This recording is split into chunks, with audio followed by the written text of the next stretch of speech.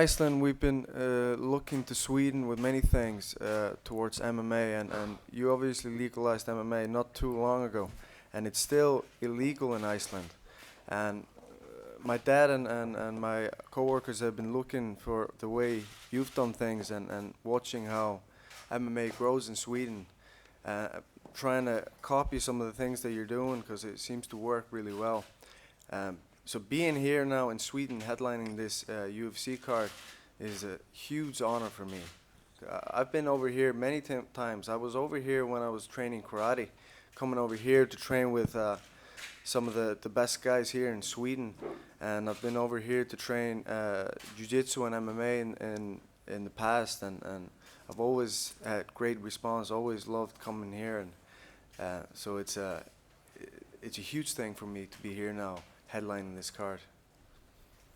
And I think after your last fight, I think maybe you're looking, I know you're a new father, looking to maybe take a little time off and fight in December, and it looked like they might have called you in a little bit of last notice. Were you planning on fighting this early, or was it just this opportunity that pulled you back?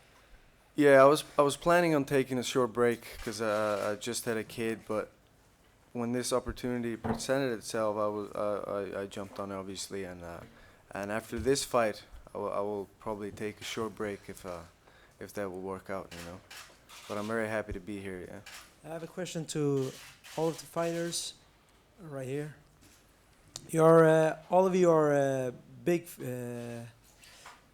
not underdogs. What's the other name of favorites on Unibet? And how does it feel? Does it put any pressure on you, or does it give you confidence going into the fight? Yeah, I agree. It's something that I don't focus on if the odds are on me or him. It doesn't really matter to me.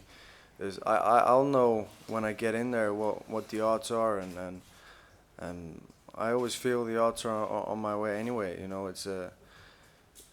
it's something that people put up, and it's obviously a reason for this, and it's a good thing. But it's nothing for me to concern myself with, if that makes sense, when it comes to the fight.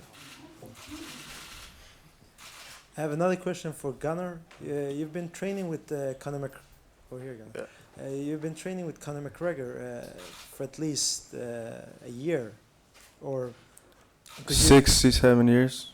6 to 7 years. Okay. Can you describe the relationship you have with Conor, and how did it start? Yeah, everybody seems to be very interested in my relationship with Conor. It's it's purely physical. We've been training together for about 6 years, and I remember back in the day, somebody told me about this kid who used to come down to John's, who would hit you from every angle, and that was Conor McGregor, and I've been training with him since then, and we feed off each other because we seem to see things from different angles. We seem to be very different, but everything he sees and can work, he can teach me, and vice versa, you know. So we feed off each other in training.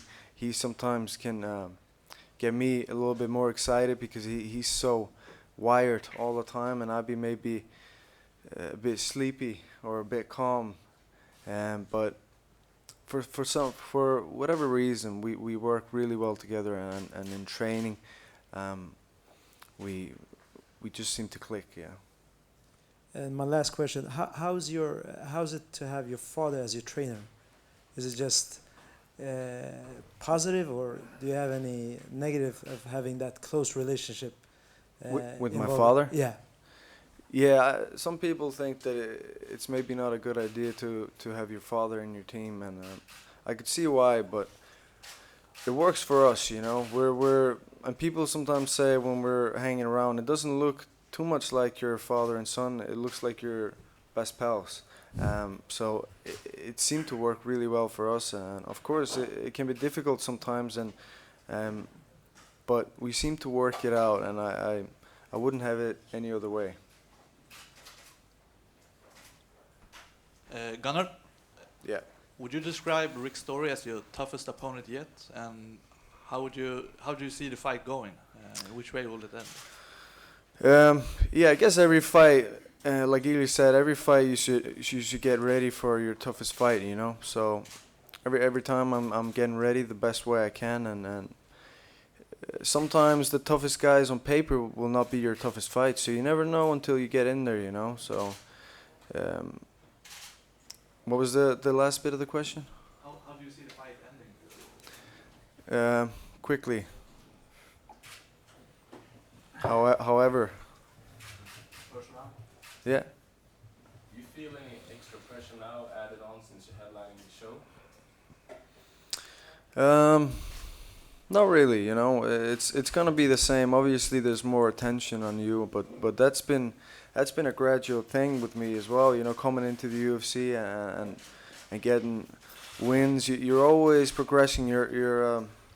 The attention on you is always progressing. So it's just that path that I'm on, and I actually, you know, I embrace it and I like it. And do you feel like you lose time to train since now you're more media attention, or does it affect anything at all? No, this actually worked out well because I'm going to Dublin for 4 weeks, so there's no straight flights from Iceland to Dublin, so I might as well stop by in Sweden for a couple of days. And just one last one. Speaking of Iceland, how is the MMA scene there? Do you get a lot of, how do you say, a lot of people coming out towards you, talking to you, what they think about the sports, anything like that? Yeah, you know, Iceland is very small. We have about 300,000 people in the whole country. So when you're on TV and a few times for a few years, you know, you're gonna be known by everyone, by grandpas. I mean, like every single person, because it's such a small community, and like when you're walking around downtown, people want a picture, but at this stage, everybody that wants a picture already has one, so it's quite nice, you know.